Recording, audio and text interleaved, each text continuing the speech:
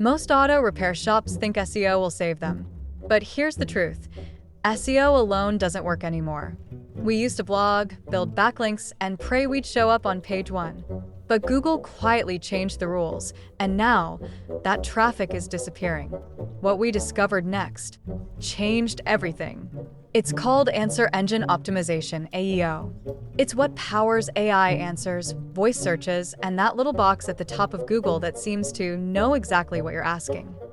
One small change helped us go from barely visible to 5 times more calls and booked appointments in just 30 days. And guess what? It wasn't more ads. It wasn't some expensive SEO package. It was answering better, not ranking harder. We showed Google we were the answer, not just a result. And that made all the difference. Most agencies are still selling you the same old tactics. They count on confirmation bias, telling you more blogs equals more business. They count on false consensus because everyone else is doing it. But here's the reality.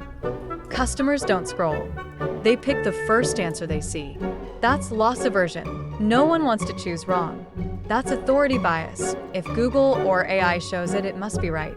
That's how you're losing customers to shops that understand the new game. So, are you going to keep hoping SEO works? Or are you going to become the answer?